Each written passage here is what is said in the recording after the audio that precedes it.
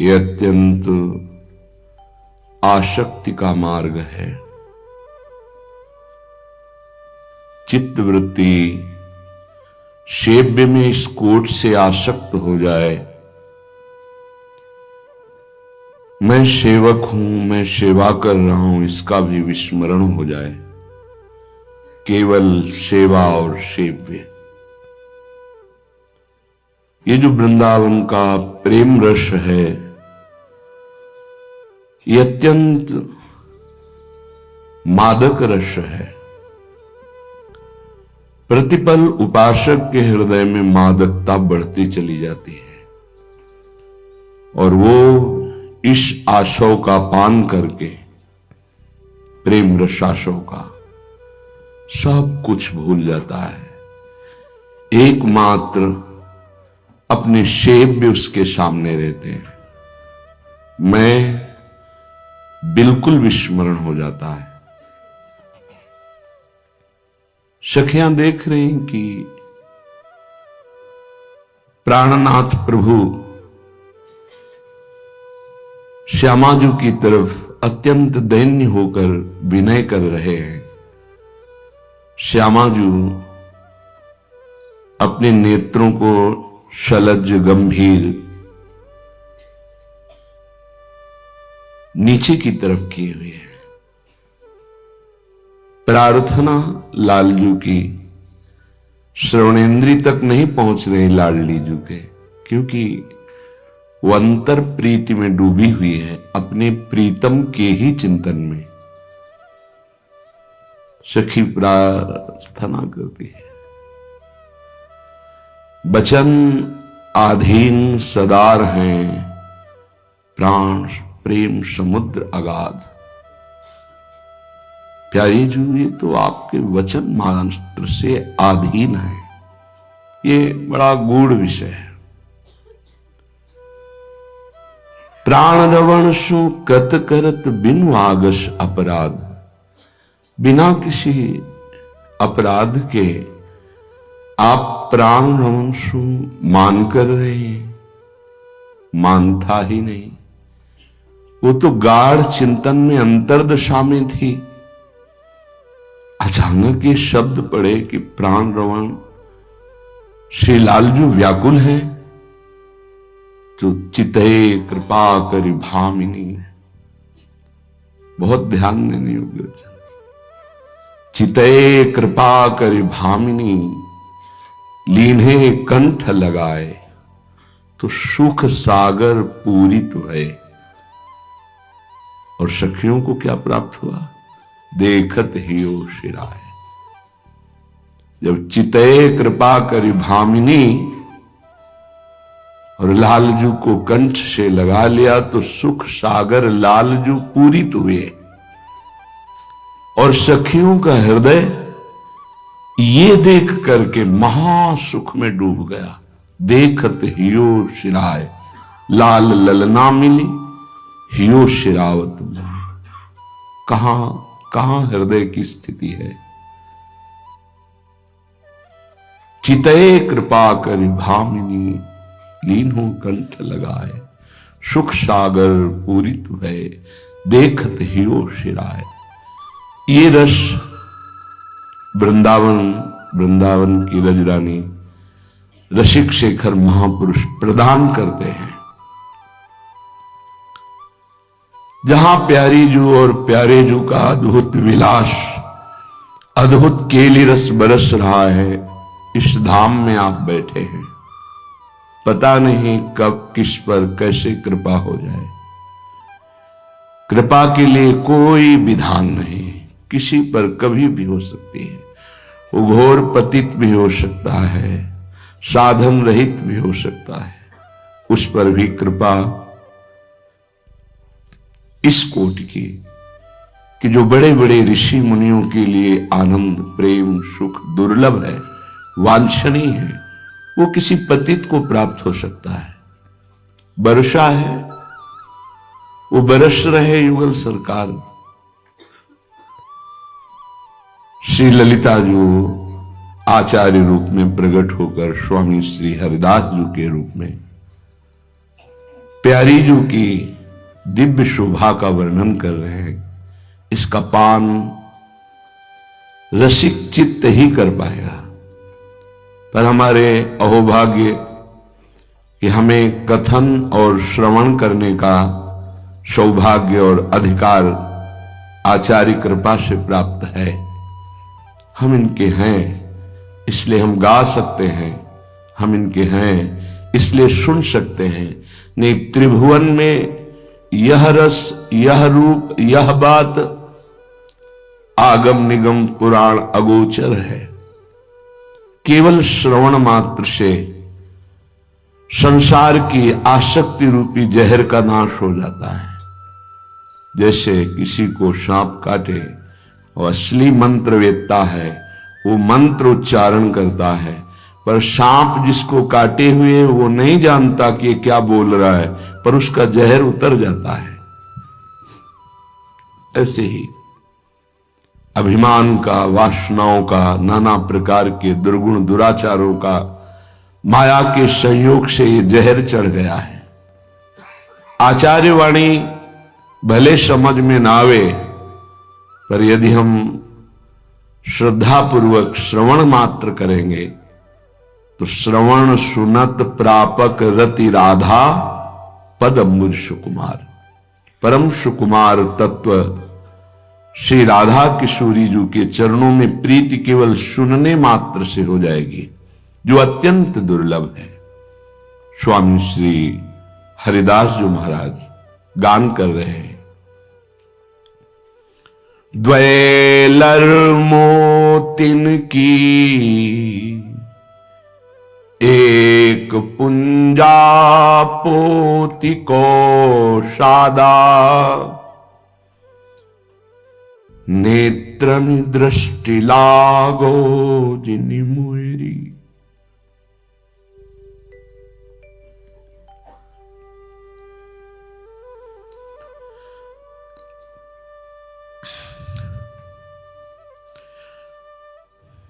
द्वैलर मोतिन की एक पुंजा पोति की शादा, नेत्र दृष्टि लागो जिनि मेरी। हाथन चारि चारि चूरी, पाइन एक सार चूरा। चौपहलू एक टक रहे हरी हेरी।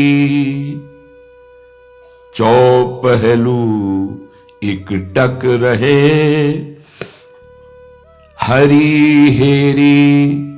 एक मरगजी सारी, तनते कंचुकी न्यारी। अरु अचरा की बाई गति, मोरी उर्शनी फेरी। श्री हरिदास के स्वामी श्यामा कुंज बिहारी। या रस ही बस भये हरे हरे शरकनी नेरी। कुंज बिहारी या रस ही बस भये हरे हरे शरकनी नेरी। द्वैलर मोतिन की एक पुंजा पोति को शादा। नेत्रन दृष्टि लागो जिन मेरी। स्वामी जी प्रेम समुद्र है। श्रीपाद प्रबोधानंद जी महाराज कह रहे हैं, क्यों अपने जीवन को भूल भुलैया में नष्ट कर रहे हो। अरे प्यारे, ये व्यामोह, ये अज्ञान तुम्हें नष्ट कर रहा है। तुम जिस कार्य के लिए आए हो उस कार्य को पूरा करो। तुम जिस कार्य के लिए रत हो, अपने प्रधान लक्ष्य से विमुख होकर भगवत प्राप्ति से तुम्हारे हाथ कुछ नहीं लगेगा। केवल भ्रम। हम बहुत धनी होकर के भी सुखी नहीं हो सकते, बहुत पदाधिकारी बड़े बनकर भी सुखी नहीं हो सकते, क्योंकि जीवन मृत्यु के पंजे में है। केवल मर जाना ही नहीं है, इसके बाद की जो यात्राएं हैं वो बड़ी दुखद है। मर जाने से यदि दुख मिट जाता तो एक क्षण में सब मर जाते, कोई दुख नहीं सहता। पर मर जाना दुख की समस्या का समाधान नहीं। दुख को जीते जी सहकर ऐसी स्थिति प्राप्त करना है जहां न दुख है न लौकिक सुख है, जहां परमानंद है। इसलिए अहो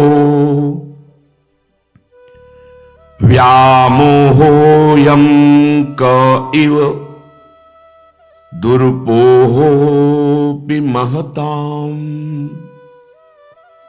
यदेतत् सर्वोच्चैर्ज्वलदपि च वृन्दावन वने परम ज्योतिः साक्षादपि मदन गोपाल वपुषा रसानां सारौघं करिदपि निरीक्ष्यान्य रुचयः। सबके हृदय में एक चाह है, मुझे कोई प्यार करे। सबके हृदय में सिर्फ मुझे प्यार करे, वो सिर्फ मेरा ही हो और अनंत काल तक हम कभी बिछुड़े नहीं। वो केवल मेरे सुख का विधान करने वाला हो। ये बात केवल मदन गोपाल से ही पूर्ण होती है, किसी शरीरधारी से नहीं। शरीरों का एक निश्चित समय है नष्ट हो जाना, पहले से तय है। ये अपने आप समय आने पर नष्ट हो जाएगा। ये माया के जादू से रचा गया है। सामने जो शरीर आप देख रहे हैं एक नियत समय में अपने आप नष्ट हो जाएगा, टिकेगा नहीं। इसे प्यार करके, मैं करके या किसी दूसरे शरीर से प्यार करके हमारी जो प्यार की मांग है वो दूषित हो रही है। यही प्यार की मांग व्यामोह के कारण किसी व्यक्ति में, किसी पदार्थ में, किसी पद में, संपत्ति में ये लग गई है। इसी व्यामोह के कारण मुझे ये समझ में नहीं आ रहा कि मेरा सच्चा प्रेमी कौन है। श्रीपाद कह रहे हैं, हे भाई, इस जन्म में तुम मेरी बात मान लो। एकमात्र केवल मदन गोपाल श्री लालजू महाराज आपके सच्चे प्रेम के ग्राहक हैं। वही जानते हैं प्रेम की बात। प्रीति की रीति रंगीलो ही जाने। यद्यपि उनको आपकी आवश्यकता नहीं है। समुद्र में अनंत तरंगें उठती रहती हैं। तरंग बिना समुद्र के नहीं है, लेकिन समुद्र बिना तरंग के भी है। शांत समुद्र तरंग इठलाती है तो समुद्र के ऊपर, और शांत भी होती है तो समुद्र में ही। उसकी उत्पत्ति समुद्र है, उसका मध्य समुद्र है, उसका विश्राम समुद्र है। ऐसे ही आपकी उत्पत्ति मदन गोपाल है, आपका मध्य मदन गोपाल है, और आपका विश्राम भी मदन गोपाल है। क्यों मोह में फंसकर अपने जीवन को नष्ट करते हो? श्रीपाद कह रहे हैं, ये कठिन अज्ञान आपके हटाए नहीं हटेगा। आ जाओ श्रीधाम वृंदावन, ये अस्पताल है व्यामोह को ठीक करने का। इसके डॉक्टर हैं रसिक जन, औषधि है उनके वचन, उनकी आज्ञा। आपका मोह नष्ट हो जाएगा। मोह नष्ट होते ही केवल प्रभु से प्रेम होगा। जब तक थोड़ा भी मोह है, प्रभु से प्यार नहीं होता। मोह गए बिनु राम पद, होई न दृढ़ अनुराग। श्री धाम वृंदावन परम प्रेम की ज्योति है। इस ज्योति के प्रकाश में तुम असलियत में देख पाओगे कि तुम जिस प्रेम की खोज कर रहे हो वो यहां होना चाहिए, ठिकाने पे होना चाहिए। आपको मदन गोपाल का प्रभाव देखना है। मदन गोपाल तक तो पहुंच नहीं, लेकिन उनके दासों तक यदि पहुंच हो जाए तो आप जान जाओगे। उनकी अंतर प्रीति का परिचय मिलते ही आप में बावरापन चढ़ जाएगा। जितना प्रपंच है छोड़ना नहीं पड़ता। प्रीति एक ऐसी सामर्थ्य है जो स्वाभाविक सब कुछ छुटवा देती है। हम छोड़ते छोड़ते पूरे जीवन भर लगे रहे तो भी नहीं छोड़ पाएंगे, इतना प्रपंच जमा है। और प्रीति मदन गोपाल से ये होगी प्रेमी महाभागवतों के ही संग से। आप देखिए, शास्त्रों लोग भीषण सर्दी में भी मार्ग में घंटों इंतजार किए खड़े हैं। किसका? नहीं जानते वो आराध्य देव को, नहीं जानते वो प्रियालाल को। उनके निमित्त मात्र एक दास के दर्शन और सानिध्य का भाव। क्यों? विचार कीजिए, क्या है ये? है क्या? जिनके दास ने एकमात्र उनके चरणों का आश्रय लिया, उसके प्रति तुम्हारा एक खिंचाव है। ऐसे अनंत दास इस सृष्टि में उनके हैं। सोचो उनका खिंचाव कैसा होगा, उनका खिंचाव कैसा होगा। जिनके एक दास के प्रति आपका खिंचाव ऐसा है, ऐसे अनंत भगवत दास हैं, तुम्हारी पहुंच नहीं है। एक से कुछ कोटि के महापुरुष हैं। ऐसे सब महापुरुषों को एक साथ जो प्रेम प्रदान करते हैं वो है प्रभु।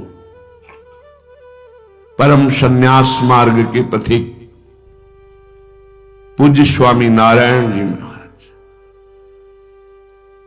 जब उनकी दृष्टि पथ पे ब्रह्म ज्योति से श्री लालजू महाराज का दर्शन हुआ, परम तेजो में, परम प्रेम में, परम आनंद में,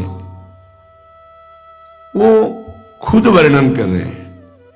नारायण स्वामी अपनी वाणी जी से कहते हैं,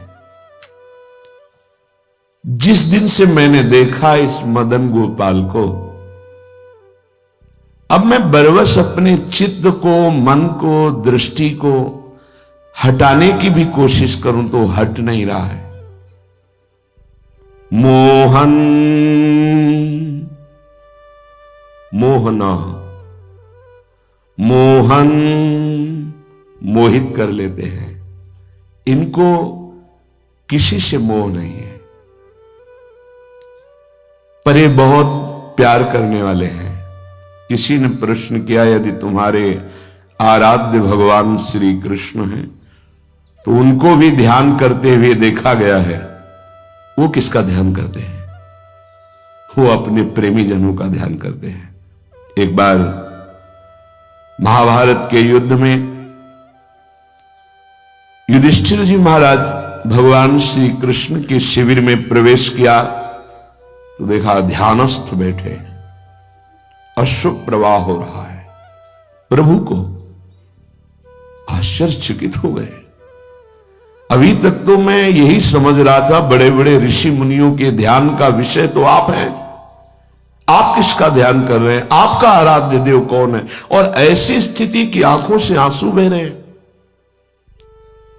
काफी देर के बाद जब प्रभु बाह्य स्थिति को प्राप्त हुई तो युधिष्ठिर को देखा, सावधान हो गए। कहा कैसे पधारे, एकांत समय में कैसे आगमन हुआ।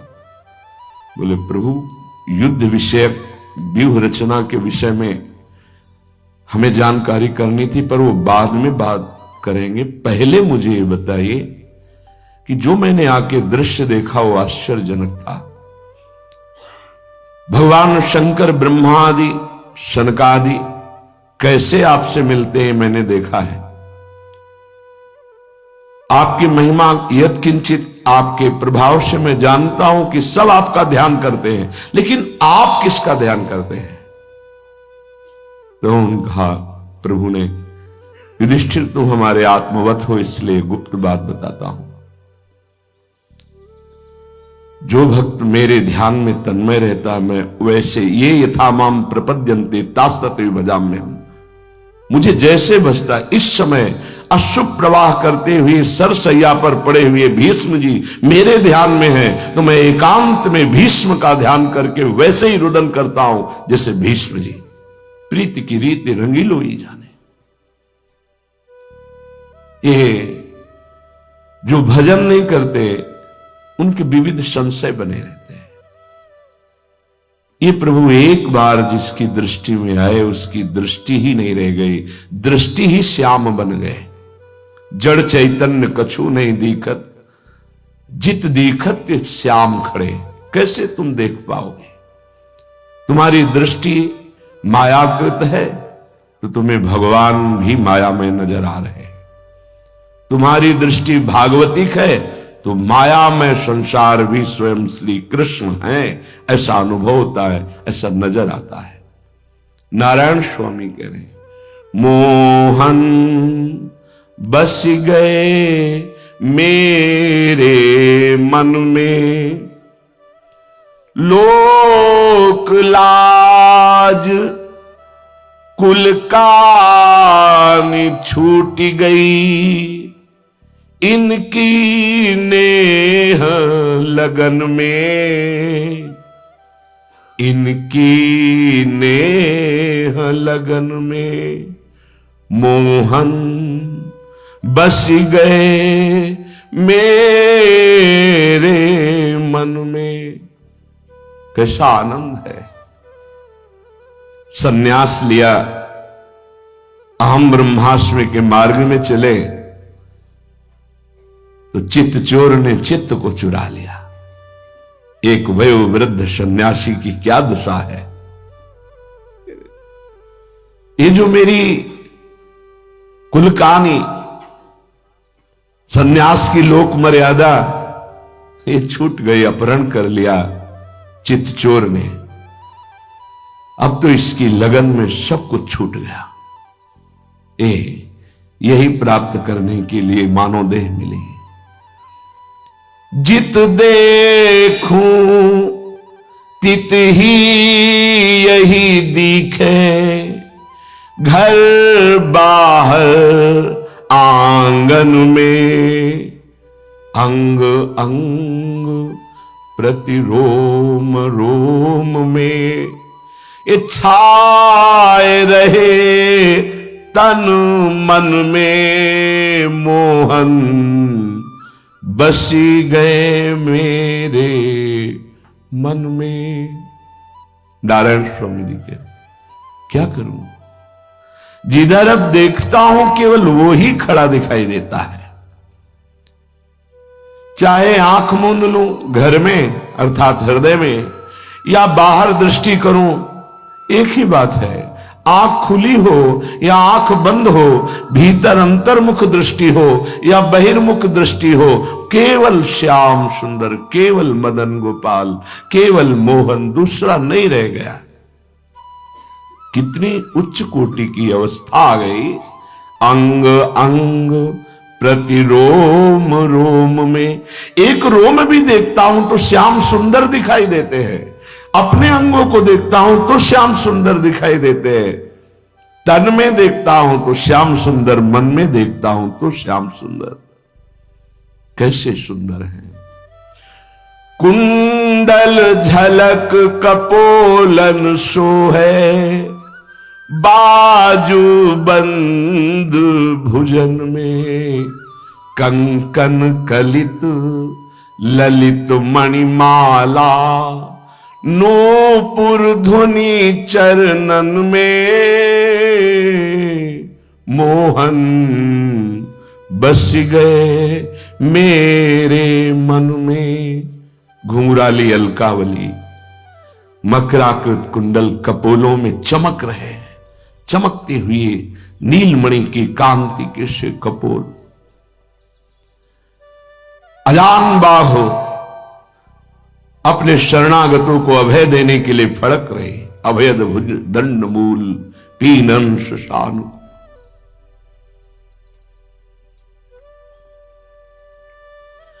उन बाहुओं में बाजूबंद,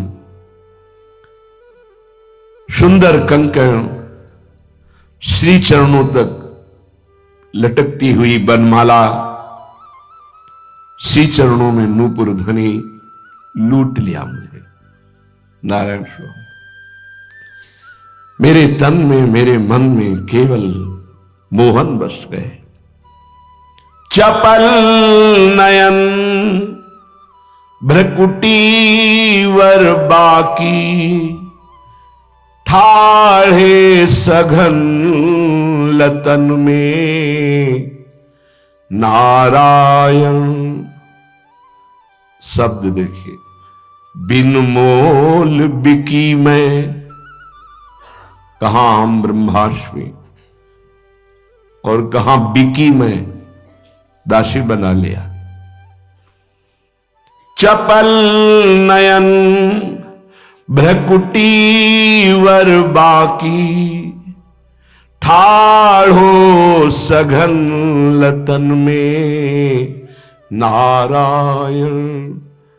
बिन मोल बिकी मैं, या की नेक हसन में, बिन मोल बिकी मैं, या की नेक हसन में, मोहन बस गयो मेरे मन में। भ्रकुटी का संचालन और नेत्रों को तिरछी करके कटाक्ष ऐसा मारा, और कहां विराजमान है, वृंदावन की सघन लताओं के मध्य में। मैं तो बिक गई, बिना मोल के बिक गई। इसकी एक मंद मुस्कान तिरछी चितवन ने लोक लाज कुल कान सब मेट करके मुझे खरीद लिया, बिक गई। ये जीवन का परम लाभ, जिसका हृदय इस स्थिति को प्राप्त हो गया है। बड़े बड़े परमहंसों के भी चित्त को चुराने वाले ये लालजू महाराज हैं। श्री सुखदेव जी सदा सदा के लिए बिक गए एक श्लोक की रूप माधुरी को सुनकर। 18,000 श्लोकों का प्रतिपल रसास्वादन करते हुए गान करते रहते हैं और प्रेम समाधि में डूबे हुए इनकी रूप माधुरी का रसामृत पान करते रहते हैं। नारायण स्वामी जी कह रहे हैं,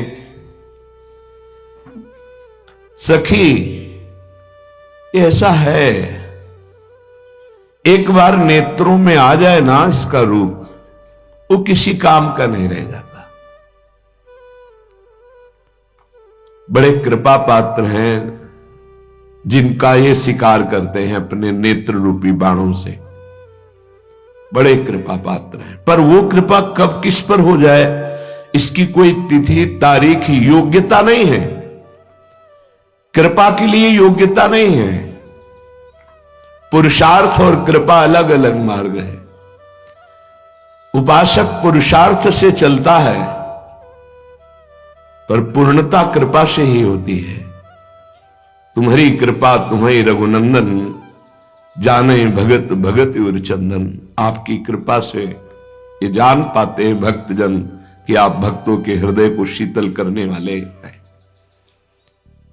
सखी ये दृग वारूप लुभाने, ये मचली रहे शशिमुख निरखन को, जा विधि बाल आयाने। सखी ये दृगवारूप लुभाने, हे हमारे नेत्र जैसे कोई बालक मचल जाए ऐसे हट कर ले, अब देखूंगा तो केवल प्रभु को, अन्यथा नहीं। साक्षात्कार किनको होता है? उनको।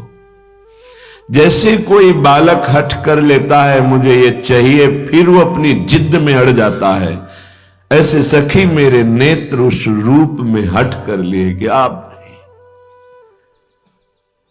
ना काहो शो बोलिवो ना कोई व्यवहार, बस अपनी कुंवरी किशोरी को जियत निहार निहार। ये हट नहीं, अब बहुत हो गया प्रपंच, अब नहीं, अब तो रूप रस का पान करेंगे नेत्र। मन नक्शिख लो अंग अंग माधुरी पे बलिहार होगा, अब नहीं। मुंह पे कैसी ये मोहिनी डारी, चित चोर छैल गिरधारी।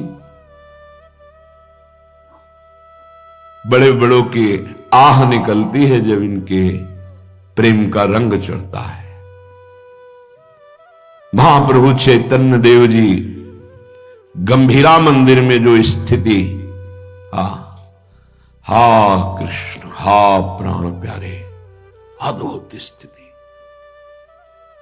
महीने 2 महीने, साल 2 साल नहीं, 12 वर्ष तक केवल विरह समुद्र में डूबे हुए, प्रभु के अनुराग में डूबे हुए। कैसी अद्भुत, साक्षात श्री कृष्ण ही है और अपने प्रेम का क्या स्वरूप है परिचय दे रहे।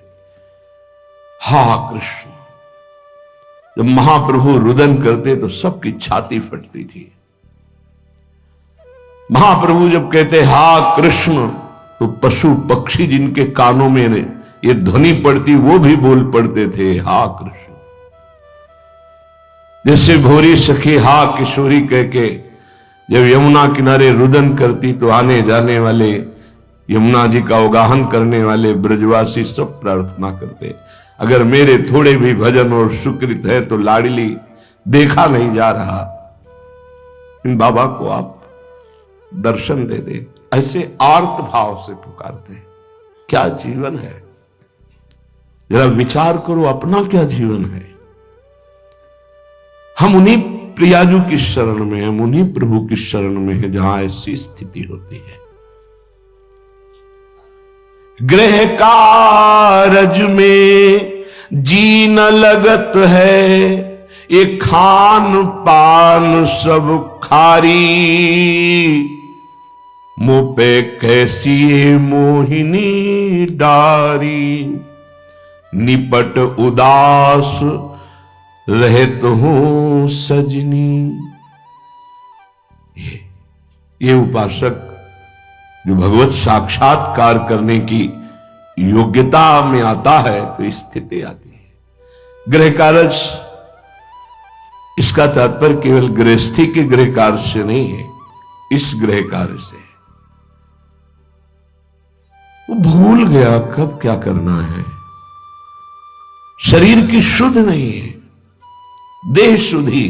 गृह कारज का तात्पर्य इस घर से है। ऐसे वीतराग परमहंस सन्यासी महात्मा गृह कारज की चर्चा नहीं करेंगे, उस इस ग्रह की बात करें।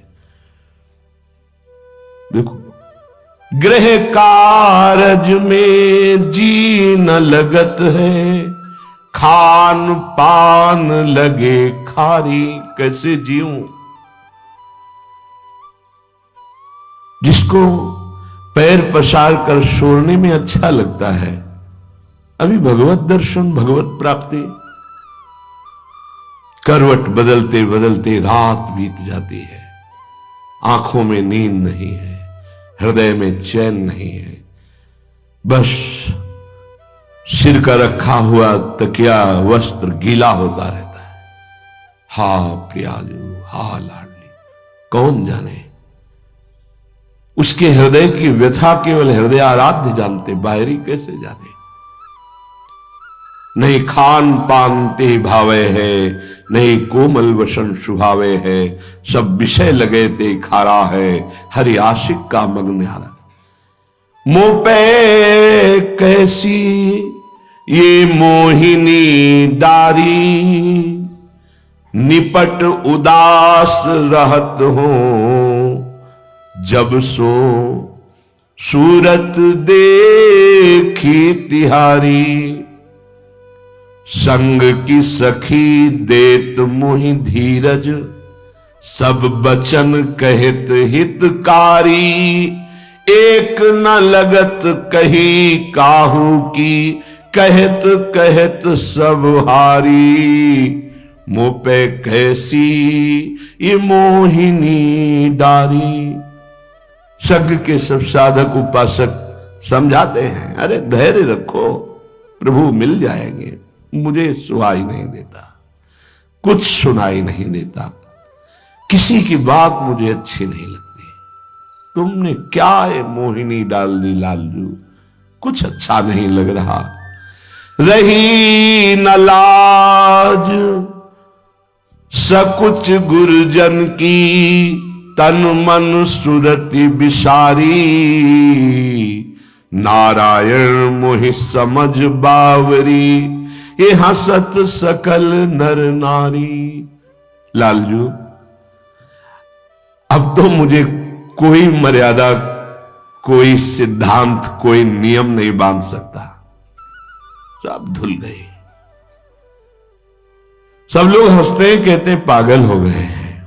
नारायण स्वामी कह रहे हैं, ये सब संग के साथी सब, ये जो देखता है कहता है बावरा हो गए। हां, मेरी समझ में हम भी यही समझ रहे हैं कि बावरे हो गए, लेकिन ये बावरा किया किसने है? चित चोर छैल गिरधारी, मुंह पे कैसी मोहिनी डारी। ये आपने किया है, बहुत बुरा प्रहार किया है। ये तो उपासक ही जानता है। जैसे मीरा जी कह रही, जो मैं ऐसा जानती, प्रीत किए दुख होए, तो नगर ढिंढोरा पीटती अजी प्रीत न करियो कोई। कौन जाने कि उस प्रेमी उपासक के हृदय में क्या हो रहा है। ये तो केवल उसका हृदय जानता है या आराध्य देव जानते हैं। दूसरे तो विनोद करते हैं, हंसी करते हैं, बावरा कहते हैं, लेकिन बहुत बुरी चोट मारी है हृदय में। ये चोट के लिए ब्रह्मा भी तरसते हैं। जैसे मीरा जी कह रही है, प्रणय प्रेम की बात कह रही, जो मैं ऐसा जानती, प्रीत की ये दुख होए। ये दुख ब्रह्मानंद को भी फीका कर देने वाला सुख है, ये दुख नहीं है। श्याम दृगन की चोट बुरी है, देखो री देखो ये नंद का छोरा, बरछी मारे जाता है। बरछी सी तिरछी चितवन की, ये पैनी छुरी चलाता है। ये हमको घायल देख बेदर्दी, ये मंद मंद मुस्काता है। बहुत ही कृपा पात्र जनों के ऊपर बरछी चलती है, इसीलिए बेपरवाह रहते हैं शरणागत उपासक। हे मन नहीं लगता, चित्त नहीं लगता। एक दिन ऐसा कटाक्ष मारेंगे कि सब मिटिया मेट हो जाएगा, तुम्हारा चित्त भी चित्त हो जाएगा, तुम्हारा मन भी अमना हो जाएगा। नेत्रों से बरछी मारी, घायल कर दिया, और मुस्कान की नमक छिड़क दी, तड़पता रहे केवल हा कृष्ण हा किशोरी। ऐसे तड़पने वाले इस भूमि में बहुत पाए गए हैं और आगे भी होते रहेंगे। ये प्रेमियों का खेत है, एक से एक प्रेमी है, पर चश्मा प्रेम का चढ़ा हो तो दिखाई देगा, नहीं तो ऐसे नहीं दिखाई देंगे। ऐसे तो माया का चश्मा चढ़ा है तो प्रेमियों में भी माया दिखाई देगी। और यदि चश्मा चढ़ जाए प्रेम का, वो श्री लाडली जो देती, भगवत रसिक जी कहते, चश्मा नित्य बिहार को दियो बिहारी मोय, तब आप वृंदावन को देख पाएंगे, वृंदावन के उन प्रेमी जनों को देख। एक से एक प्रेमी थे, हैं, रहेंगे। ये प्रेम खेत है। बोले बहुत कोमल जगह में कठोर प्रहार कर दिया। देखो हृदय बहुत कोमल है। ये न जाने कितने जनों से प्यार कर करके, इतना धोखा खा करके इतना टूट गया। अनंत जन्मों से कितनी बार मां बनाया, पिता बनाया, मित्र बनाया, पत्नी, पुत्र, परिवार, क्या क्या क्या, कोई साथ नहीं। असलियत में हम जिनसे प्यार करना चाहते थे वो हैं प्रभु। इस जन्म में गुरुदेव की कृपा से पता चला कि हमारे प्यार का विषय गोविंद है, हरि है। एक केवल तुम तैयारी कर लो, लूट तो वो लेंगे, तुम लूटने के लिए राजी हो जाओ। लूटने के लिए आपको संभालना पड़ेगा धरोहर। जैसे श्रीमद राधा सुधा निधि में, ये श्री जी की धरोहर है मेरा मन, ये मेरा जीवन श्री जी की धरोहर है, ये कोई और इस पर अधिकार न कर पावे। ये गुरु जी श्री जी की धरोहर है, वो लूट लेंगे। जब तक इस पर किसी और का अधिकार है तो वो नहीं लूटेंगे, ध्यान रखना। बिल्कुल सरकारी हो जाओ, कुछ भी पर्सनल ना हो। सरकार का अधिकार तो सुरक्षा सरकारी, व्यवस्था सरकारी, कुछ भी नहीं। जैसे रूप लाल हित हाथ बिकानी, वो लूट लेंगे। जब तक अपना अधिकार है तब तक वो नहीं लूटते। जब अपना अधिकार खाली कर दिया, अस्तित्व मिटा दिया, अब वो लूट लेंगे। जो बचा खुचा अस्तित्व है उनकी द्रगों की चोट में सब समर्पित हो जाएगा। ज्यों ज्यों नाम लेत तुम वाको, मो घायल पे नोन पुरीरी, श्याम द्रगन की चोट बुरीरी। आश्चर्य तो ये होता है कि इतना बड़ा वेदांतदर्शी महात्मा किस कोटि का प्रेमी हो गया। बोले सखी, जैसे जैसे तुम उनका नाम ले रही हो ऐसा लग रहा है जैसे घायल घाव पर नमक डाला जा रहा है। ना जानू अब सुधि बुद्धि मेरी, कौन विपिन में जाए दुरीरी, नारायण नहीं छूटत सजनी, जाकी जासो प्रीति जुरीरी, श्याम दृगन की चोट बुरीरी। सखी, अब तो मेरी कोई शुद्ध बुद्धि नहीं रह गई। मेरा क्या होगा, परमार्थ क्या है, स्वार्थ क्या है, कल्याण क्या है, ये सब न जाने किस जंगल में जाके खो गई शुद्ध बुद्धि। अब तो सजनी जिससे प्रीति जुड़ी है, अब तो चित्त वही नाच रहा है।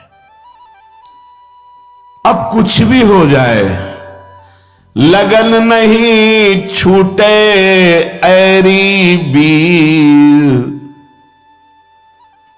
ताने देव भले नाम धरो, चाहे कोटि करो तदबीर, लगन नहीं छूटे ऐरी बीर। हे सखी, अब चाहे जितना समझाओ अब समझ आने वाली नहीं। अब तो मेरी लगन, मेरे प्यार का विषय मदन गोपाल हो गए हैं। कोटि उपाय कर लो तदवीर, कोटि उपाय कर लो, अब नहीं छूटने वाली। ये है ही ऐसे, क्षण में करत चतुर को बोरा, नृप को करत फकीर, लगन नहीं छूटे ऐरी बीर। नारायण अब कठिन है बचिबो, अब नहीं बच पाऊंगा। क्या सौभाग्य है उस हृदय का जिसके हृदय में निश्चय हो गया अब नहीं बच पाऊंगा, अब तो मारा गया। कृष्ण प्रेम में, कृष्ण द्रग की चोट में अब तो मारा गया। नारायण अब कठिन है बचिबो, बिंधे ही द्रग तीर, लगन नहीं छूटे ऐरी वीर। अब कोटि उपाय करो, कोटि समझाओ। ये इनका प्रभाव ऐसा होता है कि क्षण में बड़े बड़े बुद्धिमानों को बौरा बना देता है। भाई जी मांग रहे हैं श्री हनुमान प्रसाद पोद्दार जी, हमें बुद्धिहीन बना दो हे भगवान। सब मांगते कि हमें बुद्धिमान बना दो, भाई जी कह रहे मुझे बुद्धिहीन बना दो। केवल एक बात रह जाए, आप मेरे प्रीतम, बस सब खत्म हो जाए। ये रंग जब चढ़ता है तो राजा को भी भिखारी बना देता है, नृप को करत फकीर। ऐसा कि अब तो लगन छूटने वाली नहीं। अगर तू हम पर कृपा करती है तो चलो चलो री आज ब्रजराज मुख निरखिए, जगत की लाज सो काज नहीं सरेगी। बहुत कोई कहेगो ये श्याम की ढिंग गई, याहू ते अधिक पुण्य और कहा करेगो। सखी चलो अब बस हो गया, अब तो ब्रजराज का मुख देखेंगे बस, अब कुछ नहीं। इसमें जगत की लाज या जगत का कोई कार्य अब मुझे बाधित नहीं कर सकता। अब तो भगवत साक्षात्कार ही करूंगी। कोई क्या कहेगा, यही तो कहेगा ना, प्रभु के लिए सब कुछ छोड़ दिया। कहां गई? बोले अपने प्रीतम श्याम सुंदर के ढिक गई।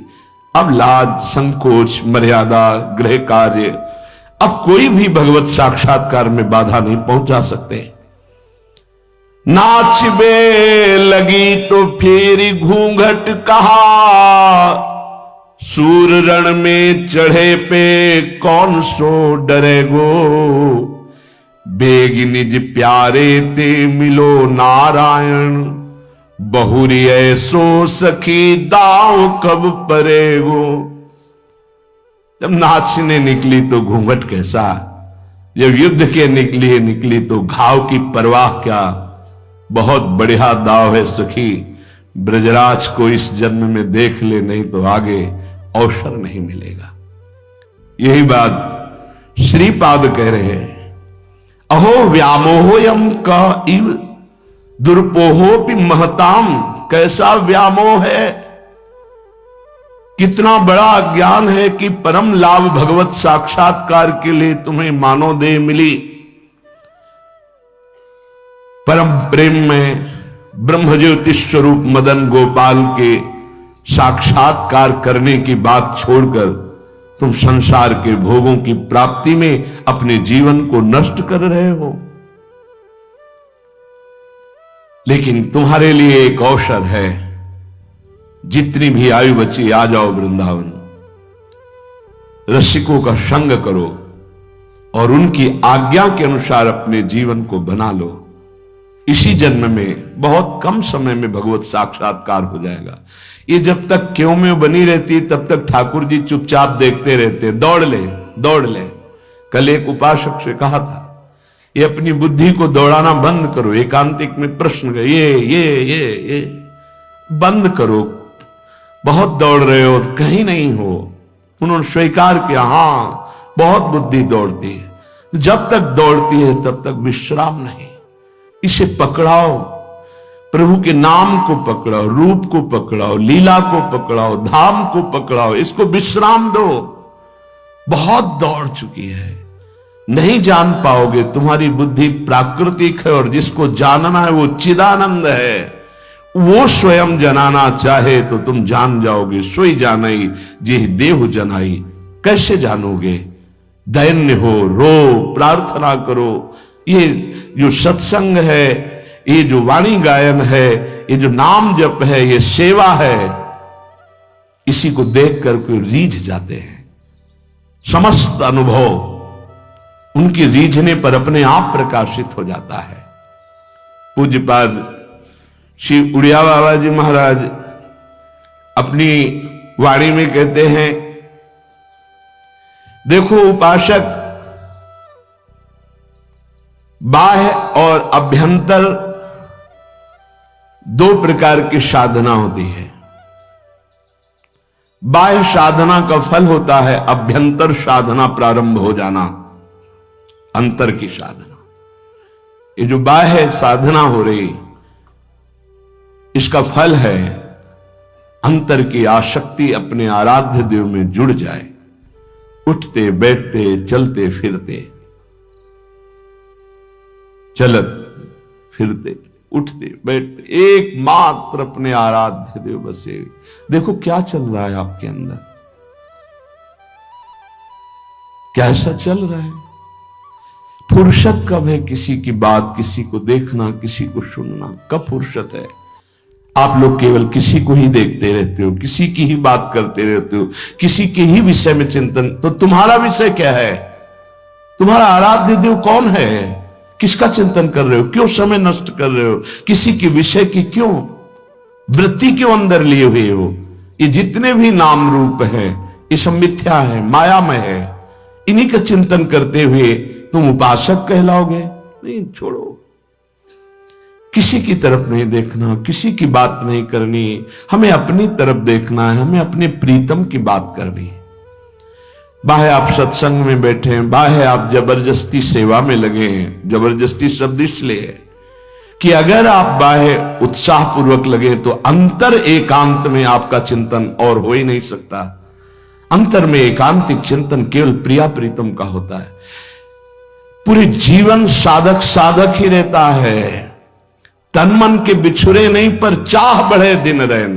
रात दिन भजन की एक अतृप्ति बनी रहती है। ऐसा लगता है क्यों बोले, कोई क्यों हमसे बात करे। नहीं, रात दिन मंत्राकार वृत्ति करते हुए भी ये रोना आता है कि अभी वैसा भजन नहीं होता जैसा होना चाहिए।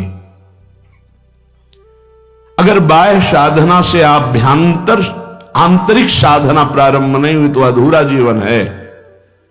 आंतरिक साधना चिंतन होता है। चिंतन सेवा करते हुए यदि आप सेव्य में आसक्त हैं, वाणी गायन करते हुए यदि सावधान हैं, तो आप देखना इसका फल होगा। आप एकांत में जब होंगे तो वही पद चिंतन चलने लगेगा, वही सेवा के विषय का चिंतन चलेगा। श्री जी को ऐसे पत्रावली करनी है, इस रंग का आज अमुक वस्त्र धारण कराना है, अमुक आभूषण। आंतरिक चिंतन आपका। उपासक ये बात समझ ले कि ये बाह्य संसार भगवान का रचा हुआ नाटक है, जहां कुछ सत्य नहीं है। यहां कहीं यज्ञ दान आदि पुण्य कर्म हो रहे हैं तो कहीं हिंसा जैसा घोर कर्म हो रहा है। उपासक को दोनों में सम रहना है, शांत रहना है।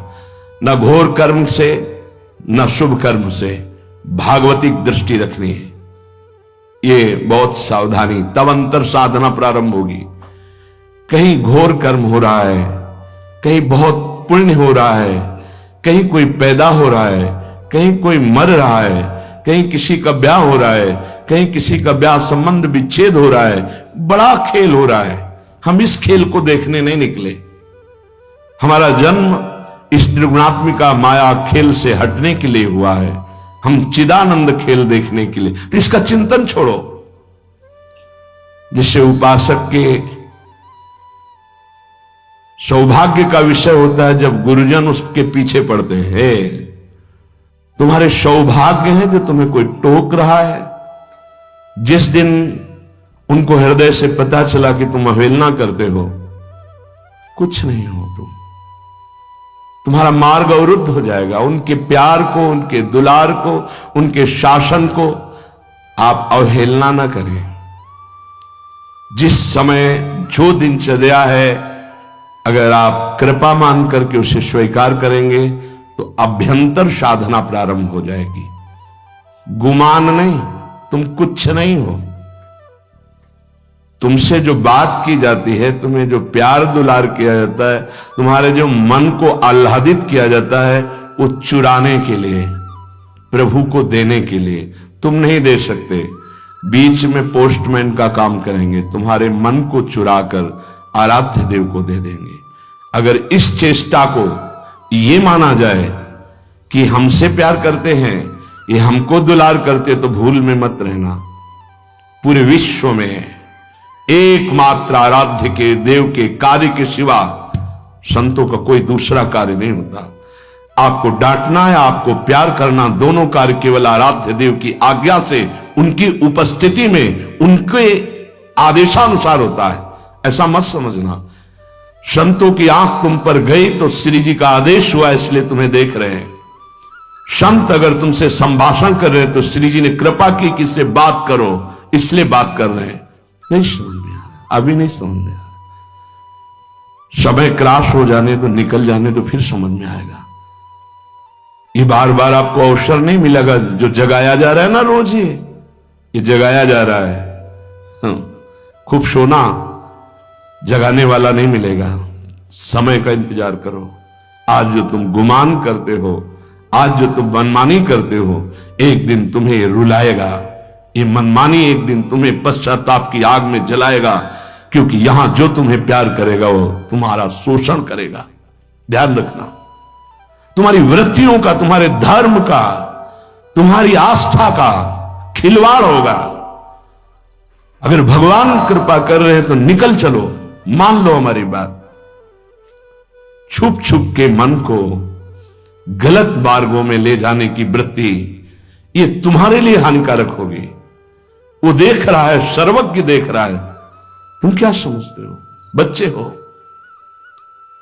बच्चों को जैसे मल भरे बच्चों को गोद में लिया जाता है तो मां की करुणा होती, ना कि बच्चे का गर्व का विषय कि वो कुछ है इसलिए गोद में ले रहे। ऐसा नहीं, तू बच्चा है इसलिए गोद में ले रहे।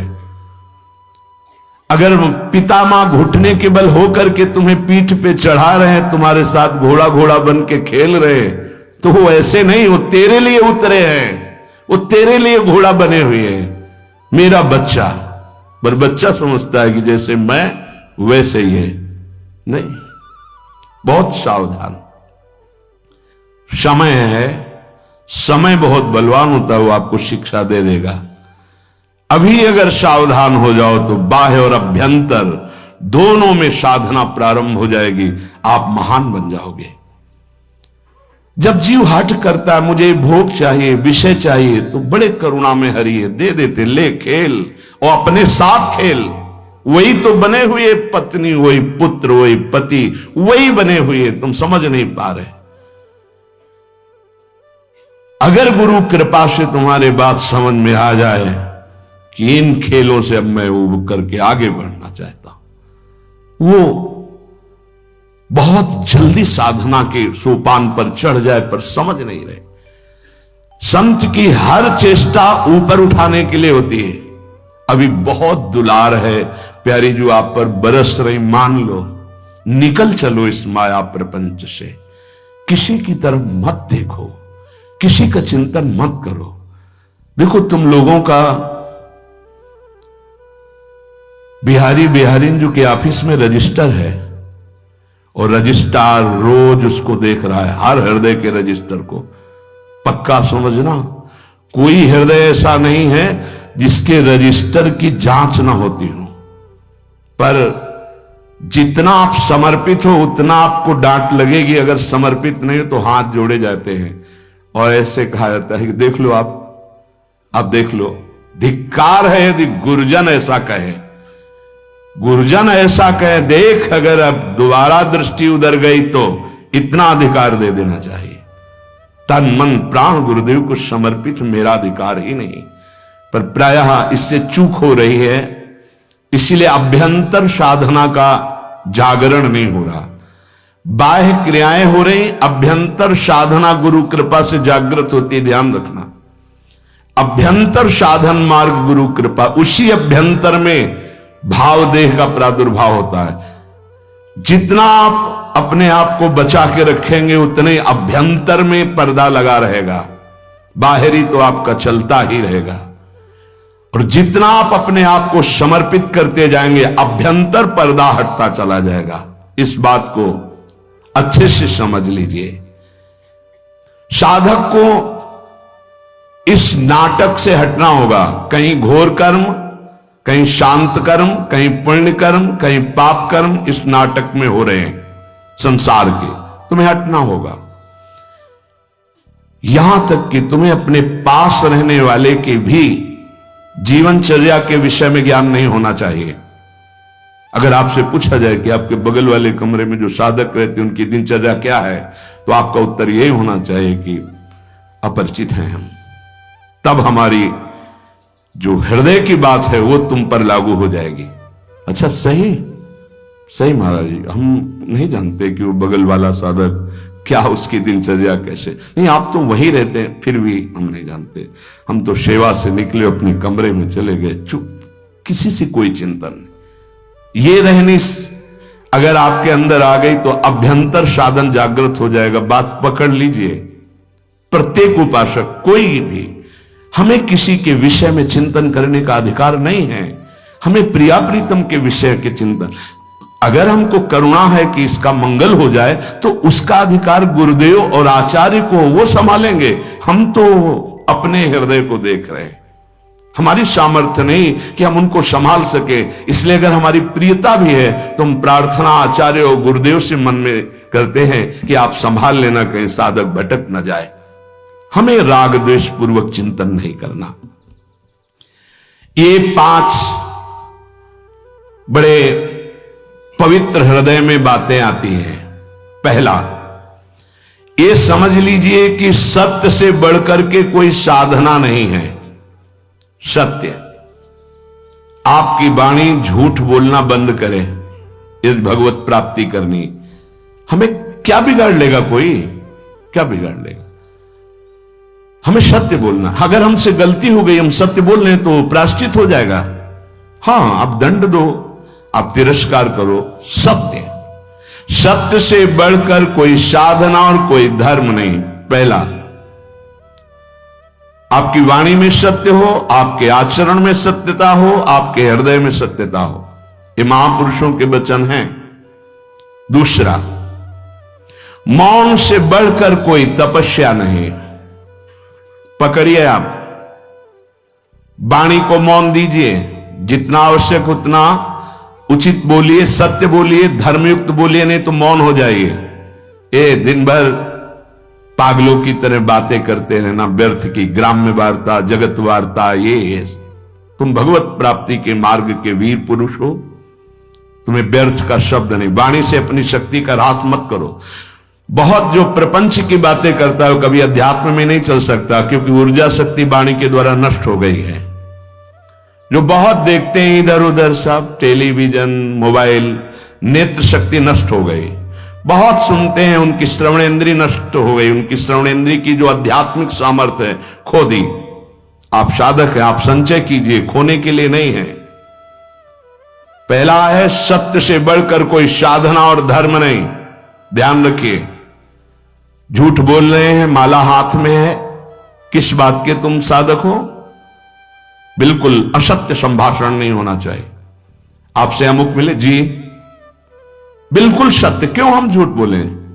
आपको उचित लगे तो ठीक है, अनुचित लगे तो दंड दे दीजिए। आगे से हम आप जैसा कहेंगे वैसा करेंगे। हमारा असत्य भाषण नहीं होगा, छुपाव का भाषण नहीं होगा। नहीं बात करना चाहते हम आपसे, नहीं मिलेंगे आपसे, सीधी बात है। क्या भय? चाहे गृहस्थ में हो चाहे विरक्त में हो, झूठा बोलने की क्या जरूरत? बोले नहीं, व्यापार में बोलना पड़ता है। क्यों बोलना पड़ता है? सब कोई जानता है व्यापार मुनाफे के लिए किया जा रहा है। तुम्हारा नौकर थोड़ी कोई, उसके परिवार है, उसका व्यापार है। 100 की चीज वो 100 में देगा। तुम्हें गरज हो तो लो, नहीं तो ना लो। वो कह रहा है 125। झूठ बोलने की जरूरत क्या है? सत्य बोलिए। तुम्हारी सत्य वृत्ति ही तुम्हें सुखी कर देगी, तुम्हारे कुल परंपरा को सुखी कर देगी, तुम्हें आनंद प्रदान कर देगी। क्यों झूठ बोले? कहां झूठ की बात है? जहां झूठ की बात है वहां अशांति है, चिंता है, शोक है, भय है, मृत्यु है। जो सत्य है वो अमृत है। भगवान को सत्य नारायण कहते हैं। सच्चिदानंद रूपाय, सच्चित आनंद रूपाय। सत छोड़ दोगे तो बचा क्या तुम्हारे पास? क्या पहले व्यापार नहीं होता था क्या? सब झूठ ही बोलते थे क्या? केवल झूठ ही लेना, झूठ ही देना, झूठ ही भोजन, झूठ चबेना, क्या बचेगा तुम्हारे पास? दूसरा मौन, मौन से बढ़कर कोई तपस्या नहीं। वाणी के वेग को रोकिए, मौन रहना सीखिए। आवश्यक है तो बोलिए, नहीं चल दिए, हमें क्या मतलब है। आप नाराज ही तो होंगे, लेकिन हम सत्य पे चल रहे हैं तो आपके हृदय को चाहे जितना तापित होकर के हमारे प्रतिकूल सोचे, सामर्थ्य नहीं कि हमें प्रतिकूलता दे सके। तीसरा, नाम जप से बढ़कर कोई यज्ञ नहीं, कोई साधना नहीं। परम सत्य भगवान का नाम है। बहुत अमृतमय वचन बाबा बोल रहे हैं। सत्य बोलना, मौन रहना सबसे बड़ी तपस्या, और नाम जप परायण, इससे बढ़कर कोई यज्ञ नहीं, कोई साधना नहीं। यज्ञानाम जप यज्ञोस्मि भगवान बोले। चौथा, विचार से बढ़कर कोई ज्ञान नहीं। एक भी कदम रखो विचार पूर्वक, किससे मिलना है, क्या पाना है, कैसे चलना है, विचार पूर्वक। पशु बिना विचारे जे करें ते पाछे पछताएं, काम बिगाड़ो आपनो जग में होत हंसाए। विचार पूर्वक हर कार्य कीजिए। विचार ही नहीं, क्रिया कुछ हो रही, विचार कुछ हो रहा है, ऐसे नहीं। हर काम, और जिधर कदम बढ़ा दो फिर लौटाना नहीं। ये नहीं आज ऐसे, कल ऐसे, परसों ऐसे, नहीं। एक पद्धति से चलो, विचार पूर्वक चलो। कदम रख दिया तो बिल्कुल परिपक्व कदम रखा, 4 दिन बाद उसको फिर पीछे हटा के फिर ऐसा नहीं। बार बार नहीं बदलना, बार बार हमें को साधन नहीं बदलना, बार बार स्थान परिवर्तन नहीं करना, बार बार साध को नहीं बदलना, बार बार गुरु को नहीं बदलना। बहुत जल्दी सिद्धावस्था आ जाए, जो हमारा आसन है उस आसन पे वहीं परिपक्व अवस्था आ जाएगी, भजन के परमाणु आ जाएंगे। बहुत सावधानी, विचार पूर्वक आपका खान पान, व्यवहार, चलना उठना, बैठना, बोलना सब विचार पूर्वक, विचार रहित नहीं होना चाहिए। पांचवा, भोग और जन समुदाय। जैसे सर्प के संग से आप डर रहे हैं, ऐसे डरना चाहिए उपासक को। संग को भुजंग के समान समझे। किसी से भी बात करो, अगर उसका कल्याण करने की भावना नहीं तो बेमतलब तर्क विवाद, तब लगता है अपने आनंद को छोड़कर क्यों बात करें। प्रभु ने सेवा दी है, इसलिए यह बात करने का समय नहीं रह गया है। कोई बिरला पिपासु आता, नहीं तो सब ज्ञानी, सब चतुर, सब भगवत प्राप्त ऐसे ही प्राय मिलते। साधक तो बहुत भाग्य से मिलते हैं। कोई बिरला साधक आता है तब हृदय प्रसन्न होता है कि सच्चे मार्ग से चलना चाहता है। नहीं अहम की ऐसी बरसात हो रही है, कुछ नहीं। जब उनको तो वो कुछ नहीं है, न ज्ञान है, न भक्ति है, न अष्टांग योग है, कुछ नहीं। अहम। बचो, प्रार्थना है। अपने लोगों को सेवा मिली तो ठाकुर जी जाने। संग से भुजंग के समान डरो। किसी से बात करने से डरो, किसी से मिलने से डरो, किसी से मित्रता से डरो। एकांत सेवन अमृत, समाज सेवन मृत्यु। जब तक भगवत साक्षात्कार न हो जाए, उपासक को इस बात से बहुत डरना चाहिए। नेत्र झुके हुए, वाणी मौन, अपने लक्ष्य पर दृष्टि, भगवत साक्षात्कार। आप चाहे जैसे नचवाओ, आपकी इच्छा की बात है। क्योंकि भुने हुए चने को चाहे जितना खाद पानी लगा दो, उसमें अंकुरण नहीं होने वाला। भुना हुआ चने के समान जब मन हो जाए, वो तब भगवान जो सेवा देते हैं वो बात अलग है। उपासक को बिल्कुल सावधान रहना, इस बात पे हमारी बहुत ध्यान दीजिए, नहीं बहुत पश्चाताप होगा, बहुत जलन होगी, बहुत हानि हो जाएगी। यहां किसी से किसी भी प्रकार का धार्मिक, भागवतिक, प्रापंचिक कोई संग न किया जाए। हमारी बात मान लेना, चाहे स्त्री शरीर हो चाहे पुरुष शरीर हो, हमारी प्रार्थना मान लेना। ये हृदय की बात कह रहा हूं, जब तक भगवत साक्षात्कार ना हो तो व्यवहारिक तो जाने दो, परमार्थिक और धार्मिक संबंध भी हमें स्वीकार नहीं करना, क्योंकि किसी भी तरह से हमारी वृत्ति चुरा न ली जाए। हमारी वृत्ति केवल हमारे आराध्य देव में रहे, बस असंगोहम पुरुषा, मान लीजिए, मान लीजिए। इसी से परिपक्व अवस्था आती है। भोगों का त्याग और संग का त्याग, बाबा कह रहे हैं पांचवी बात है। सत्य, मौन, जप परायण, विचार पूर्वक हर कर्तव्य कर्म, और भोगों का और जन समुदाय के संग का त्याग। जब तक भगवत साक्षात्कार न हो जाए तब तक ऐसा नहीं। साधक को बहुत सावधान रहना है। बिल्कुल हमारी प्रार्थना मान लेना, कभी भी किसी भी तरह से जो स्त्री शरीर है पुरुष शरीर से मित्रता ना होने पावे। जो पुरुष शरीर है कभी स्त्री शरीर से मित्रता ना होने पावे, असत मार्ग की वृत्ति वाली। किसी भी तरह से हमारी ये बात मान लेना। इसलिए कह रहा हूं कि नहीं तो जीवन भर पछताना पड़ेगा, जलना पड़ेगा, और कोई सहयोगी आपका नहीं है। 50 साल आप ब्रह्मचर्य से रहकर भजन किए, 5 मिनट आपसे चूक हो गई, पूरा विश्व आपको बख्शेगा नहीं, ध्यान रखना। कोई ये नहीं देखेगा कि ये व्यक्ति 50 साल से जल रहा था और सतमार्ग की चढ़ाई पर चढ़ रहा था, चूक हो गई, कोई नहीं बर्दाश्त करेगा। मेरी बात मान लेना, ये तुम्हारे जीवन के लिए वो कवच होगा जो तुम्हें कोई नहीं हरा सकता। कोई भी संबंध हो, भगवत संबंध के सिवा हमारा किसी से कोई संबंध नहीं। और भगवत संबंध में समाज की भी एक तार भाव होता है, सब सिया राम में, सब राधे श्याम में, बस। अगर हमारा कोई पर्सनल किसी से संबंध है तो हमारे शब्द को याद रख लेना, पश्चाताप और पराजय के सिवा कुछ नहीं मिलेगा। इसे कागज में लिख लो, हृदय में लिख लो, जीवन भर इसको तुम अमृत के समान सेवन करना। ये हृदय की बात कह रहा हूं। असंग रहना, मन न लगे तो पड़े रहना, पर किसी को दोस्त मत बना लेना, किसी से यहां अपनापन मत कर लेना। यदि ऐसा किया तो पछताना पड़ेगा, आपकी पराजय होगी और आपको जलना पड़ेगा। दोनों बातें आप समझ लेना। असंग रहना, थोड़ी देर मन पराजित करता है, हमको जलाता है, वो जलन तो ऐसे सह जाई जाती है, लेकिन जब मन की जलन मिटाने के लिए कोई क्रिया हो जाती है, कोई संबंध हो जाता है, तो जीवन भर जलना पड़ता है पश्चाताप की अग्नि में। और ये तो भूल जाना कि आपको कोई सपोर्ट देगा इस संसार में, प्रभु के सिवा कोई सपोर्ट देने वाला तुम्हारा नहीं। जो तुम्हें गुरु जी कहेंगे, जो तुम्हारी छवि को पूजेंगे, अगर कोई चूक हो गई वही तुम्हारी निंदा करेंगे, तुम्हारी छवि को नाली में फेंक देंगे। ध्यान रखना, यहां गुणों की पूजा होती है। अगर तुम्हारे गुणों में हीनता आ गई तो कोई पूजा करने वाला नहीं। ये मत सोचना कि मेरा वो पूजक उपासक है, ये कह रहा है मैं आपको प्राण समर्पित किए, प्राण ले लेगा तुम्हारे।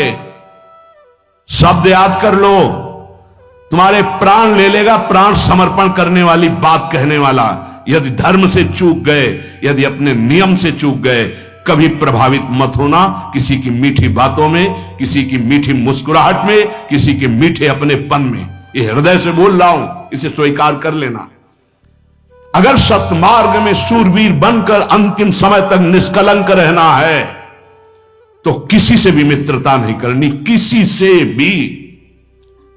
असंग श्यामा श्याम के सिवा ना काहू सो बोलिबो, ना कोई व्यवहार, अपनी कुंवर किशोरी को जियत निहार निहार। ये बैठा लीजिए, जीवन को अनुभव करके ये बात कह रहा हूं। कभी नहीं, कहीं नहीं, किसी से भी नहीं। तब आप निश्चिंत, निर्भय, निशोक होकर के आनंद मगन होकर अभ्यंतर साधना के मार्ग को पा जाएंगे। बहुत बहुत सावधानी की जरूरत। उपासक को इन 4 अवसरों पर कभी वार्ता नहीं करनी चाहिए। पहला, जब आप दाह संस्कार के लिए किसी के साथ जा रहे हो, दाह संस्कार हो रहा हो, उस समय सिर्फ भगवत चर्चा, सिर्फ भगवत नाम कीर्तन, इसके अलावा कोई चर्चा नहीं होनी चाहिए। बाबा कहें, चाहे गृहस्थ हो चाहे विरक्त।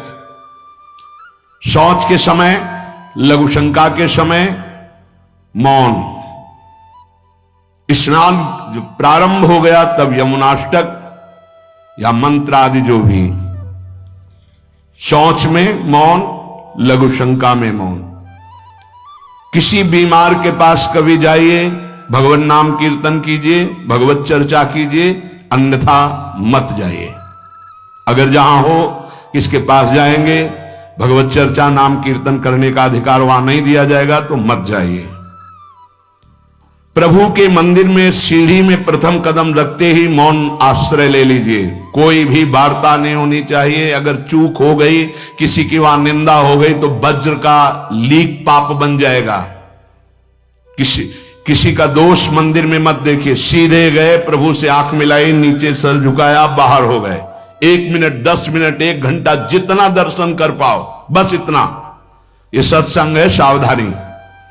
प्रथम सीढ़ी के पैर छुए, मौन, नेत्र नीचे, कोई राधे श्याम कैसे हो, कुछ उत्तर नहीं। सीधे मंदिर में गए, दृष्टि मिलाई।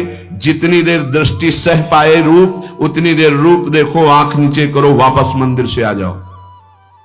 भगवान के मंदिर में किसी भी तरह की कोई भी वार्ता नहीं होनी चाहिए। मौन, दर्शन, बस। खास करके लोग वहीं मिलकर प्रपंच करेंगे। आओ, पीछे खड़े कर लिया और बातें शुरू कर दी। ऐसे विघ्नकारिक लोगों से बचिए, वो विघ्न है। अरे बड़े भाग्य से प्रभु के सामने हमें खड़े होने को मिला है। तुम्हें प्रपंच यही पूछना है, कौन हो, कैसे हो, क्या है, कुछ नहीं। उपासक सावधान, कहीं भी दर्शन के लिए जाए तो सबसे पहले ऐसे लोगों से अपना पिंड छुड़ाए जो प्रणाम नमस्कार बातचीत बिल्कुल नहीं। सीधे गए, आंख मिलाई, आंख नीचे की, वापस हुए, बस। रास्ते में बोलना ही नहीं। इसीलिए करे, एक भी व्यक्ति से अपनापन नहीं होना चाहिए। किसी भी संत के पास जाए, मौन का आश्रय ले ले, उसे बोलने दे। उनकी चेष्टाएं देखें, उनके अनुभव सुने, उनकी बात सुने। आप संसार से आए हो, बड़े भाग्यशाली हो, संत समागम मिला। अगर कोई बात पूछनी है तो अपने परम कल्याण की बात पूछे, अपनी योग्यता दिखाने की ना कोशिश करे। थोड़ा संतों के चरणों में निराभिमान होकर बैठो तो तुम्हें पता चलेगा, अरे ऐसे ऐसे भगवत प्राप्त महात्मा हुए हैं, उनकी वाणियों का स्वाध्याय करो तो तुम्हारा अहंकार मिट्टी में मिल जाएगा। ये अहंकार, तुम 4 शब्द लिख दिए तुकबंदी लिख करके तो अपने को तुम ज्ञानी समझने लगे। बहुत सावधान। इतने बड़े पर्चे आते हैं, किस बात के? जानने के नहीं, कि हमको बताना है कि हम ऐसे। ये भैया हमारे गुरुजी हैं हमारे बताने के लिए, और हमें जो जानना है वो हमारी प्रिया, जो हमारे गुरुजी समर्थ है। आपको जो जानना हो, वास्तविक परमार्थ में चलना हो तो यहां बैठना। अगर समय नष्ट करने आए तो जिंदगी में दोबारा आपको चांस नहीं देंगे श्री जी। ध्यान रखना, श्रीधाम वृंदावन है, प्रिया जी की कृपा से आए हो साधु समागम में तो लाभ ले लो। किसी भी महात्मा के पास जाए तो वाणी को शासन में रखे, बहुत सावधान। उनकी सुनो, तुम्हें तो जो आता है वो आता ही है, उनसे ले। आप कृपा लेने आए, उनसे ज्ञान ले, उनसे आचरण सीखो। उनके वो ना बोले बैठे हैं तो बैठने मात्र से उनका प्रभाव हमारे हृदय को पावन करेगा। पूज्यपाद महाराज जी कह रहे हैं, आज हमारे परमार्थ में साधक की उन्नति क्यों नहीं हो रही? दिनों दिन अवनति होती जा रही है। क्या कारण है बाबा? ये पूज्य स्वामी श्री अखंडानंद जी महाराज प्रश्न करता है, उत्तर देने वाले पूज्य बाबा शिवड़िया बाबा जी महाराज कह रहे हैं, भैया किसी भी जीव का कल्याण होता है भय से। जिसको ईश्वर और गुरु का भय रहता है उसका निश्चित कल्याण हो जाता है।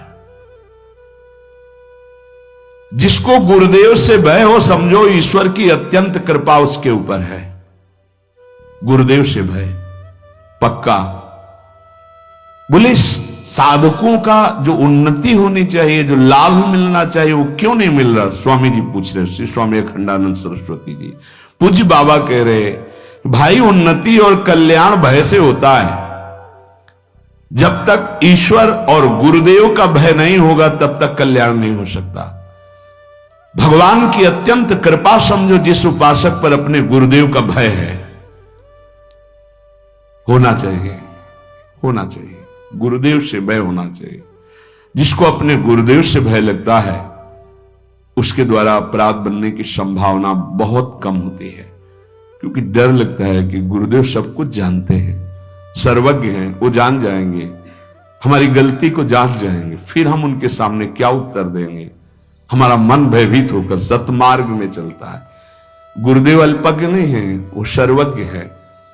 जिसको ये पता है कि मेरे गुरुदेव साक्षात मेरी लाडली हैं, परब्रह्म है, उनसे क्या छुपा हुआ है, कैसे अपराध बन सकता, कैसे मन डर जाता है, मन डर जाता है। क्यों ऐसा क्यों?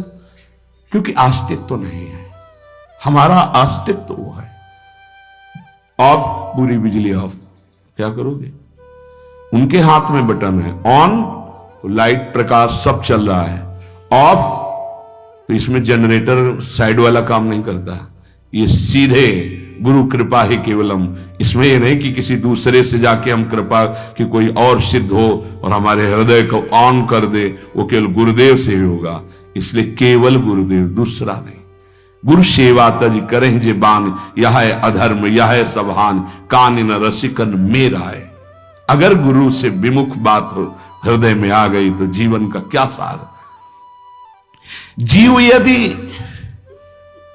निर्भय होना चाहता है तो उसे, भगवान श्री राम जी ने परशुराम जी से कहा, अभय होए जो तुम्हें डेराई।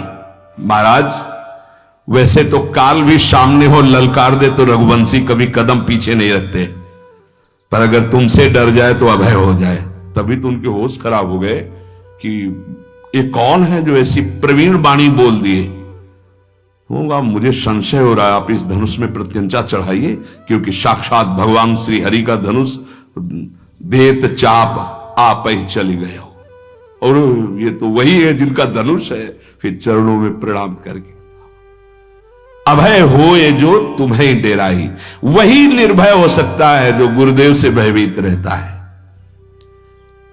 बहुत लोग तो निंदा और पाप में फंस जाते हैं इस मार्ग में चलने वाले, क्योंकि उनको भय नहीं होता। अरे बड़े कृपालु, बड़े कृपालु, बड़े सर्वज्ञ, बहुत सावधानी से एक एक चेष्टा देखी जाती है गुरुजनों की। त्रिकालज्ञ सदगुरुदेव भगवान एक एक चेष्टा देख रहे हैं, एक एक चेष्टा। पर वो जैसे मां है अपने बच्चे को दुलार ही करती, डांटना भी दुलार ही कहा जाता है। ईश्वर का भय उतना काम नहीं करता, क्योंकि ईश्वर कभी डांटने तो आएंगे नहीं ना। अरे लेकिन गुरुदेव का भय, क्योंकि उनके सामने दृष्टि पड़ना है, वो छुएंगे, वो देखेंगे, वो बोलेंगे तो उनको पता चल जाएगा। गुरुदेव से भय ज्यादा है, ईश्वर से भय कि क्षमा कर दो प्रभु, हो गया ना। वो बोलेंगे ना वो डांटेंगे, लेकिन वहां डांटना बोलने की क्या बात है, वहां तो दंड विधान लागू हो जाएगा। ये जो साधक गुरुदेव से भयभीत नहीं होते, वो लोक निंदा,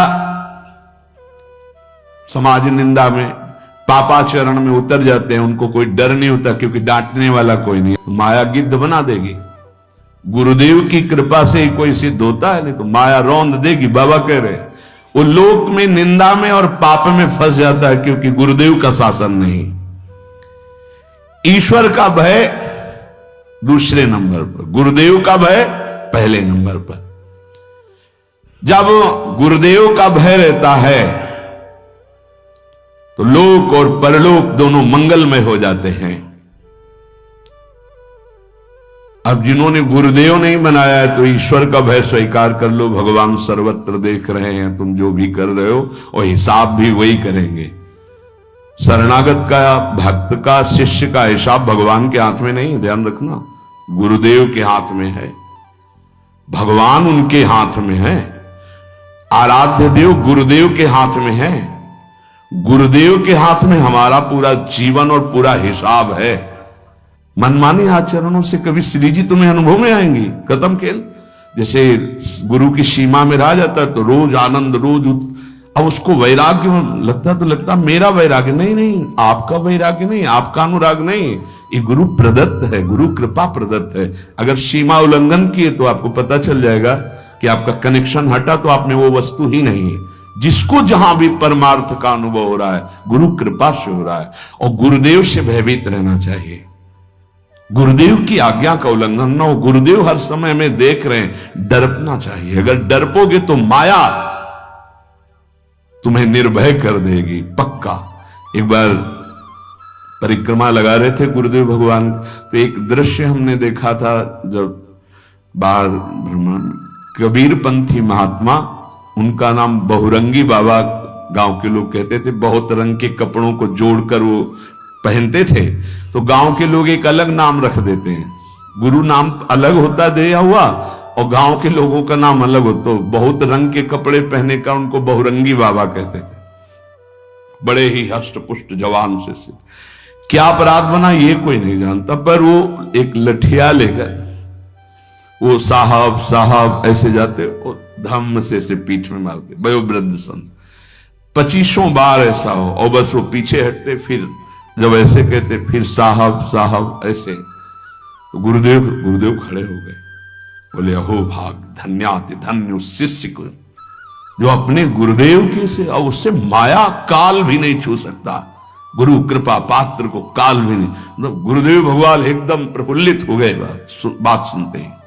आज हमारे हालत क्या है कि अगर गुरुदेव जरा सा कुछ कटु वचन कह दे तो बदल गए, स्वरूप ही बदल गया, मतलब निष्ठा ही नहीं है, भाव ही नहीं है, तो कैसे हमारी आध्यात्मिक उन्नति हो।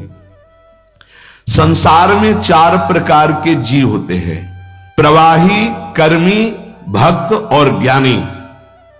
पूज्य बाबा कह रहे, प्रवाही वो होते हैं जो अपने अहंकार से राग द्वेष में बहते रहते हैं, उनको गुरु आज्ञा मानने की कोई भी श्रद्धा नहीं रहती, वो जुड़े भर हैं, करेंगे मनमानी, उनको कहते प्रवाही, ये माया के प्रवाह में बहते चले जाएंगे। दूसरे होते कर्मी, जो शास्त्र कह रहा है उसको वो करना, कर्म करना, ऐसा करना, ऐसा गुरुदेव कह रहे हैं ऐसा करो, वो कह नहीं वो ऐसा ऐसा, वो अपनी मान्यता के अनुसार कर्म प्रधान वो बने रहते हैं। गुरुदेव की आज्ञा कर्म बंधन से मुक्त करने की होती है। कभी कभी ऐसी आज्ञा होती है जिसको हम समझ नहीं पाते हो, हमारा उसमें परम मंगल होता है। हमारे और हमारे गुरुदेव के बीच में सिर्फ गुरुदेव ही है, हम भी नहीं हैं, इस बात को समझना। हमारे और हमारे गुरुदेव के बीच में सिर्फ गुरुदेव हैं, हम भी नहीं हैं। हमारा जीवन, हमारा मन, हमारा प्राण सिर्फ गुरुदेव है, गुरुदेव की आज्ञा। अगर गुरुदेव की आज्ञा है कि ऐसे रख दो तो उसी क्षण रख दिया, हमें दोबारा उठाने की कोशिश नहीं करनी। गुरुदेव की आज्ञा है खड़े हो जाओ, हम वही खड़े। अगर कोई क्यों कहा खड़े हो जाओ, नहीं तो आपसे क्या मतलब है। ये नहीं कि बताने हमने तो कोई गलती की नहीं, पता नहीं क्यों हमें खड़े कर दिया है। अरे यार कौन मानता है ऐसे, नहीं। अपने और गुरुदेव के बीच की बात में सिर्फ गुरुदेव ही होने चाहिए, ये बात समझ लेना। अपने और गुरुदेव की आज्ञा के बीच में किसी की सलाह नहीं होनी चाहिए, नहीं हार जाओगे, हमारी बात समझ लेना। दोष भाव पैदा कर दिया जाएगा। बहुत कृपा से जीवन हमारा माया के बंधन से मुक्त होकर गुरु के बंधन में आया है। जो गुरु के बंधन में बंध जाता है, हरि उसके बंधन में बंध जाते हैं। प्रवाही, कर्मी और फिर भक्त। अब यहां से वास्तविकता प्रारंभ होती है। जो केवल अपने गुरुदेव की आज्ञा में रहकर सब बातों की उपेक्षा कर देता है, उसे गुरु भक्त कहते हैं। गुरुदेव की आज्ञा और सब बातों की उपेक्षा। हमारी श्री जी, हमारा धर्म, हमारा सत्य, हमारे गुरुदेव हैं, जैसी आज्ञा हुई वैसा हम चलेंगे। क्या धर्म है, क्या सत्य है, ये तो गुरुदेव जाने। जैसा बोला हम वैसा चलेंगे। जो आज्ञा, जैसी आज्ञा, जिस क्षण आज्ञा, जहां चूक हुई संभाले वही है, उन्हीं की कृपा संभाले। हमारी सामर्थ्य क्या कि उनकी आज्ञा पे चल सके, उन्हीं की सामर्थ्य से। तीसरा जो भक्त है उसको ना संसार की और ना शास्त्र की, केवल गुरुदेव की बात। अब उसकी अवनति उन्नति पर दृष्टि नहीं रहती, उसकी दृष्टि रहती गुरुदेव पर। संसार में ना इनका राग होता है ना द्वेष होता है ऐसे भक्तों का। ये केवल गुरुदेव की कृपा में डूबने वाले महापुरुष होते हैं। इनका जो दुख भी है वो महान सुख स्वरूप होता है, गुरुदेव की आज्ञा से जो प्राप्त होता है। और इनके सुख का वर्णन तो क्या कर सकते हैं। ना भोजन, ना वस्त्र, ना व्यवहार, ना शास्त्र, केवल गुरुदेव की कृपा से ही ऐसे जनों का पोषण होता है। चौथा, जब ऐसा गुरु भक्त हुआ तो चौथा, ज्ञानी। जो गुरुदेव वही शिष्य, किंचन मात्र अंतर नहीं। पूरा का पूरा हृदय गुरुदेव का उसके हृदय में प्रकाशित हो गया। नमस्कार करते हैं ऐसे शिष्य को जो राग और द्वेष पर विजय प्राप्त करके तत्ववेत्ता गुरुदेव के समान हो गया, जिसका हृदय गुरु स्वरूप हो गया। जैसे भृंगी कीट दूसरे कीट को भृंगी बना दिया, ऐसे गुरु भक्त को गुरुदेव ने स्वरूप प्रदान कर दिया। आजकल तो राग द्वेष में फंसे हुए हैं, ज्ञान की चर्चा करते हैं, गुरुदेव में आसक्ति नहीं, तो शुद्ध ज्ञान की प्राप्ति कैसे हो। इसलिए जो प्रवाही है और कर्मी है, इनसे महान श्रेष्ठ भक्त जो गुरु भक्त है, और उसका परिणाम है गुरु के समान स्थिति को प्राप्त हो जाना। इसका चिंतन किया जाए, मनन किया जाए, अपने आचरण में उतारा जाए और निरंतर नाम जप किया जाए। श्री राधा वल्लभ लाल की।